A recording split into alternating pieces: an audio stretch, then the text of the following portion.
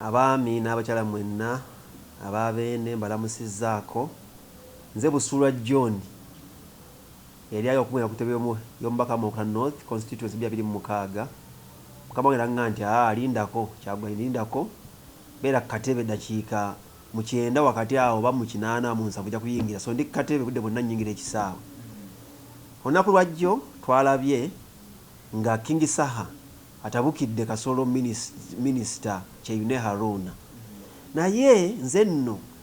njakuwabula bannaffe bonna balina obuyinza bonna balina obuyinza bonna gye muli mulimu okukozesa buyinza bwe mulina Allah wabaazise ate mukose bannammwe olw'obuyinza bwe mulina. Kasolo mwami Kasolo wakozesa obuyinza bubi omusajja Saha yeeyiya nga ggwe n'abalala beeyiya yeeyiya mwe mulina mwafuna munnaye muli bulungi Kasolo mwakola bulungi mulina ssente zammwe mulina ebisawo n'ebisawo bya ssente naye Saha musajja yeeyiya wa bulijjo asola mu kyalo eri ennakawuka gy'abeera asola mu kyalo ne pota emilioni 2 yasola gigula Kampala yagamba kayuke mu kyalo ewali yasobola okugula akapolitike akaguze azimbe eyo naye tiwakomaawo noddi omusajja yalekeza ekivulu kye addemu essente yebuza amabanja atuze ebintu bye motoka ine byonna byonna n'okistopinga toli poliisi toli Minister of Internal Affairs toli ani olw'okuba ina interest zo mu byobufuzi nga Kasolo n'ogamba nze ekivulu kiyimirizza ekyo nno kikyamu Saha kye yakoze kyennyini kirungi lwaki nti omuntu okusinga okumukola ekibi kyonna ba kiki omuntu mubuulire era bannange mwenna abali mwenna abantu taliko babulira ku mikolo gye babeera tubalange tubategeeze ensi bamanye nti Kasolo n'abakufaanana mwenna muli babi mubbye ensi mubbye eggwanga munyigiriza bannammwe olw'ebifo byamulwaki bye mulina si kirungi kosa ofisi yo kunyigiriza nze Busulwa oba King Saha oba omulala yenna kuba oli minisita oli ani olina amagye olina emmundu odde ku nze eyeeyiiya afuna 1,000, 200, 300 ate onyigirize ofisi zaffe tuzikozese bungi kuba budde bwonna enkyogenda siswere Kasolo olina amaanyi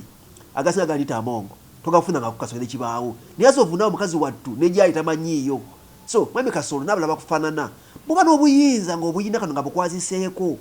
tokola nsobi kuddira munno yeeyiya ali mu mbeera bikumunyigiriza olw'obuyinza bw'olina wakyaba ebyo jjo ekyakutuuseeko abantu bonna bakulaze nti Kasolo kiwakola kibi babadde bajaganya babuuka bawanisa emikono bagamba kuba omusajja babadde behind Saha kuba kyewakola bonna bakulaze nti wali mubi you wronged Saha so kyabadde kituufu era olwaleero kikyenkuwa amagezi mwami Kasolo kubira Saha akasimu omwetondere mwogere nga abasajja bakulu kubanga budde bwonna muva mu area emu muli beebuddu yogera naye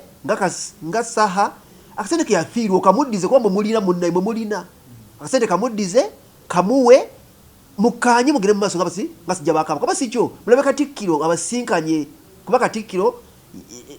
asobola okukikola abasinkanye mwogere mumalize ensonga zammwe naye mwami Kasolo wakola kibi wakola bubi era abaana abalala bokoseza nga Saha betondere kuba budde bwonna today or tomorrow obuyinza buggwawo ofuke komona ofuke omuntu wa bulijjo ng'abantu abalala amukubira akasimu amunoonyeeko kuba yamugenda okugamba nti munno nga toli mu byobufuzi Saha yagambye nga toli mu byobufuzi munno omukubireko omubuuzo waaye ABCD lwaki ekyaliwo King Saha nga baggala ekivulu kye bakiyimiriza Kasolo nga yakulembedde okugeza ekivulu ky'omusajja yateekamu akasente kangi kamuddize ali mu mabanja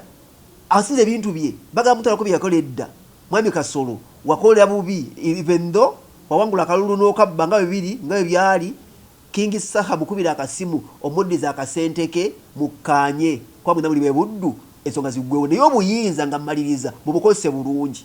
budde bwonna obuyinza bukuggwako bangi abalanga bamma mabazi super